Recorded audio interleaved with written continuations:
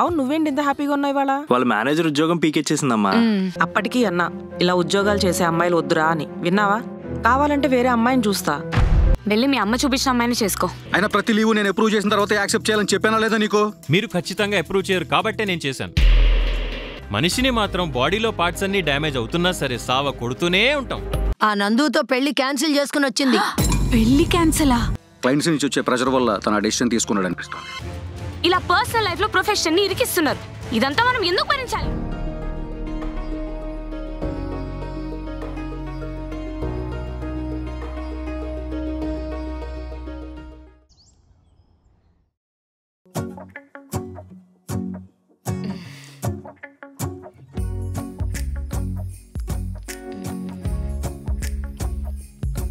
ఏంటే అట్టుపు తీశారేనా అంత సంతోషంగా ఉన్నావు? చాలా రోజుల తర్వాత ఈ చేయికి ప్రాణం వచ్చినట్టుంది. ఎక్కువగా చెయ్యి ఓపుకో, జాగ్రత్త, తెలిసిందా? అవునే, అవన్నీ సర్దుతున్నావు, ఎక్కడికి బయలుదేరావు? చెప్పాను కదా జాబ్ మానేస్తున్నానని. అన్ని నిర్ణయాలు ఒకే రోజు తీసుకుంటావా? ఇలాంటివన్నీ ఫైర్ లో ఉన్నప్పుడే చేయాలి, లేకపోతే అవ్వవు.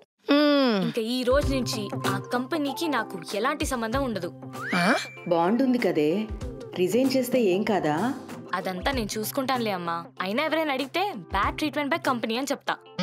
మరి నెక్స్ట్ జాబ్ ఎలా? ఇప్పుడు నాకున్న స్కిల్ కి ఎక్కడైనా జాబ్ దొరుకుతుంది. నువ్వేం టెన్షన్ తీసుకోకమ్మా.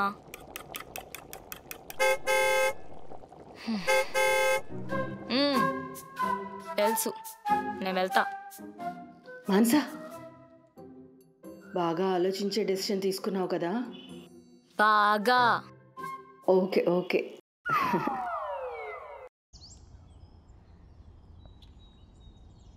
కశ్యప్ ఏంటి ఇంకా రెస్పాండ్ అవ్వలేదు? ఇప్పుడే మెసేజ్ చేశాం కదా, ఇంకా లేచుండడేమో. ఆఫీస్కి వెళ్ళే లోపల రియాక్ట్ అవుతాడేమోలే.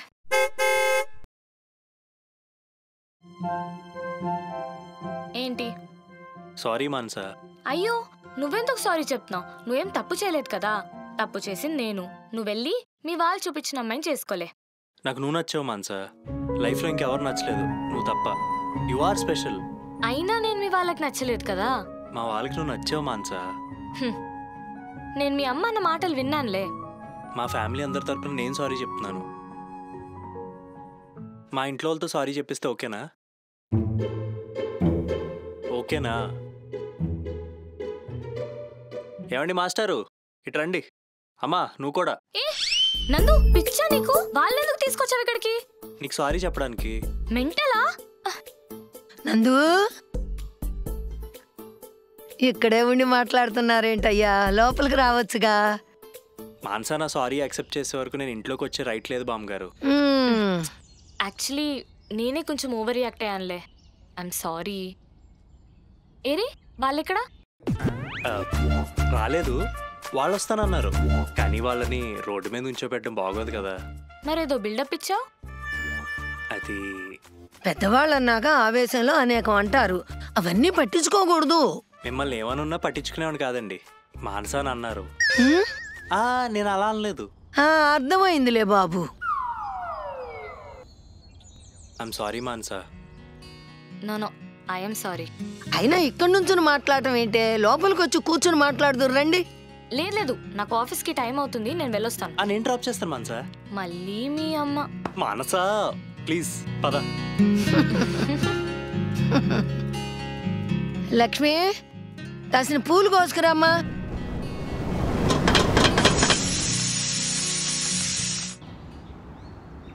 నీ సీఈఓ కూడా కశ్యప్తో కలిసిపోయాడు అనమాట. ఇక్కడ ఎవరిని అనడానికి లేదు నందు, అందరూ ఒకటే. ఎవరూ కూడా ఒక ఎంప్లాయీ ఎమోషనల్ డిస్ట్రెస్ లో ఉన్నారని పట్టించుకోరు. వాళ్ళకి వాళ్ళ పని అయిందా లేదా అంతవరకే. కానీ మాన్సా, బాండ్లో ఉన్నప్పుడు రిజైన్ చేయడం కష్టం అనుకుంటా కదా. ప్రాబ్లం మనకే అవుతుందేమో. ఖచ్చితంగా ప్రాబ్లం అవుతుంది.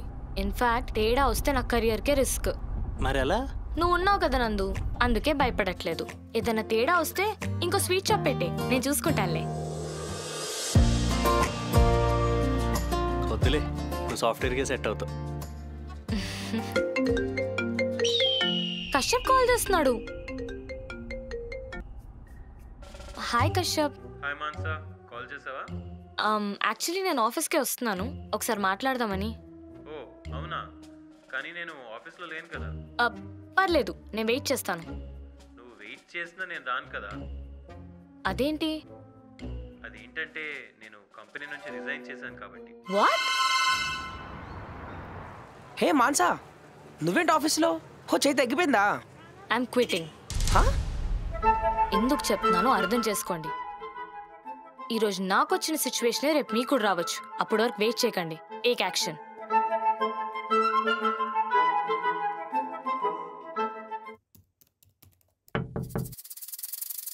హే మానసా, కమ్ ప్లీజ్ సిట్. ఏంటి సడన్గా రెసిగ్నేషన్ పెట్టావు? ఏమైనా ప్రాబ్లం ఉంటే షేర్ చేసుకో మానసా. మేమంతా ఉన్నది దేనికి? Will sort it out for you. Don't take any such harsh decisions, okay? We're all family here. అయినా నిన్న కాల్లో నీకు అంతా అర్థమైంది అనుకున్నాను. యా మొత్తం అర్థమైంది కాబట్టే రెసిగ్నేషన్ పెట్టాను. కంపెనీ డెడ్ లైన్స్ మీట్ అవ్వడం కోసం ఎంప్లాయీ ఎంత వర్క్ చేయలేని సిచ్యువేషన్ లో ఉన్నా కూడా మీకోసం పని చేయాలి. ఆ పని చేయించుకోవడానికి మీరు వాడే డైలాగ్ వీఆర్ ఫ్యామిలీ. మీరన్నట్టు ఫ్యామిలీ అయితే మీ ఫ్యామిలీలో ఎవరికైనా బాగాలేకపోతే వాళ్ళతో ఇలా వర్క్ చేస్తారా? ఇలా టార్చర్ పెడతారా? మీరు మాట్లాడరు, ఎందుకంటే we're not your family, we're slaves.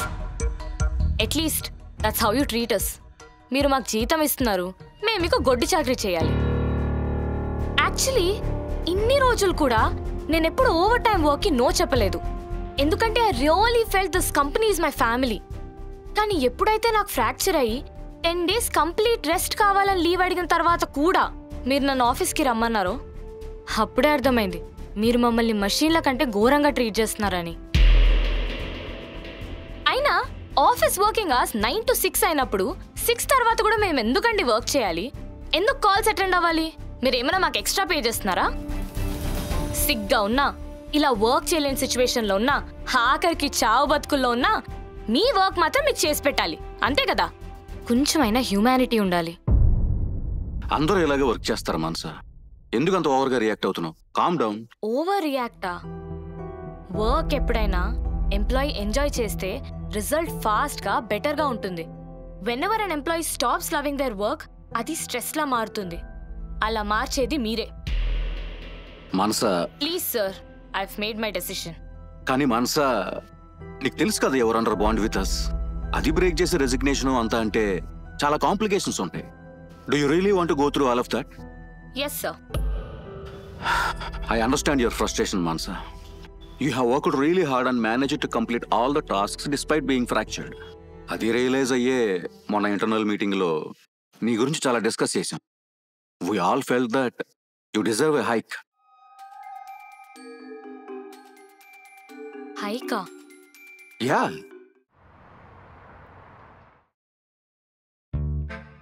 Mansa చెప్పిన దాన్ని బట్టి చూస్తే నిజంగా నీ కంపెనీ మన గురించి అసలు ఏం పట్టించుకోవట్లేదు. ఈరోజు మాన్సా చేయవిరినట్టు రేపు పొద్దున్న నీ కాలు ఇరిగితే, నీ తల పగిలితే, ఆ రోజు కశ్యప్ చెప్పిన కామన్ స్టోరీ విన్నప్పుడు అనిపించింది వీళ్ళు అసలు మన మనుషులనే ట్రీట్ చేయట్లేదని. ఈరోజు మాన్సా మానేస్తుంది, రేపు నేను, ఆ తర్వాత ఎవరు?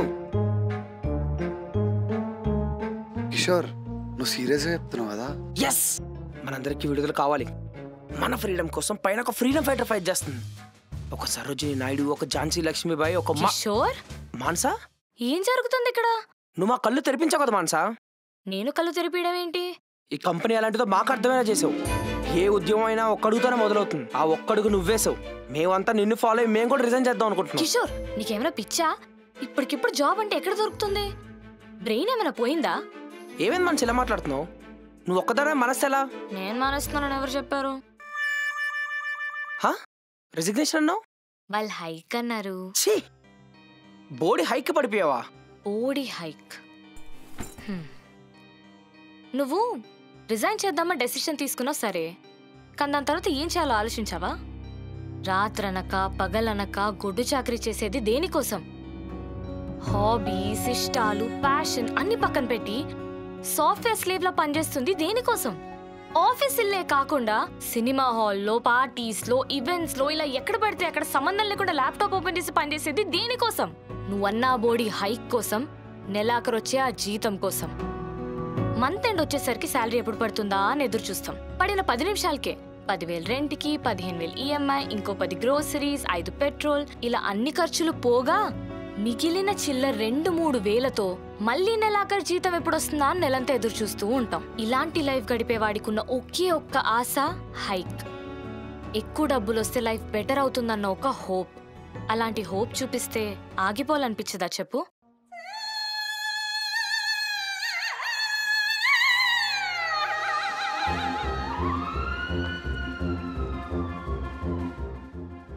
కిషోర్, ఏం చేస్తున్నావు? మాన్సా, పంపించిన మీరు ఎలా డిలీట్ చేయాలో తెలుసా? అంటే కిషోర్, నేను సీఓ పిలుస్తున్నాడు.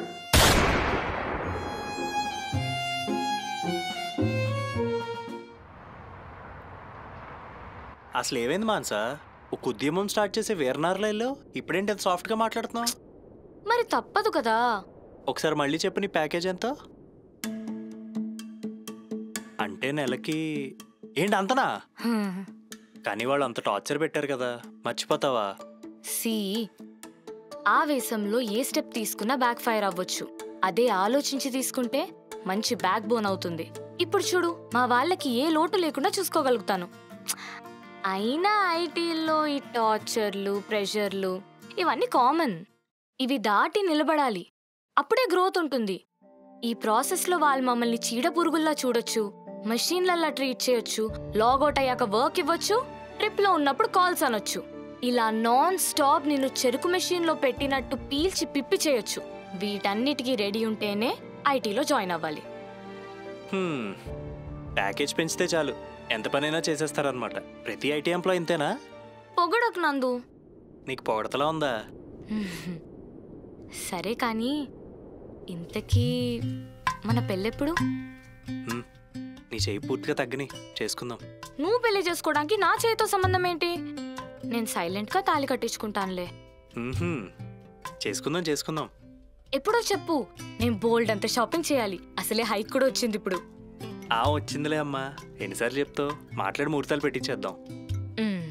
కానీ నాకు డౌట్. ఏంటి? ఇప్పుడు మన ఇద్దరం పెళ్లి మండపంలో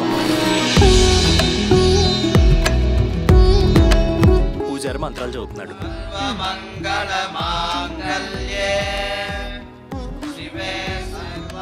నేను తాళి కట్టేద్దామని రెడీ అయ్యాను. నువ్వు తలంచుకుని సిగ్గుపడుతున్నావు. నేను కరెక్ట్గా తాళి కట్టే టైంకి మీ ఆఫీస్ నుంచి నీకు కాల్ వస్తే ఏం చేస్తావు?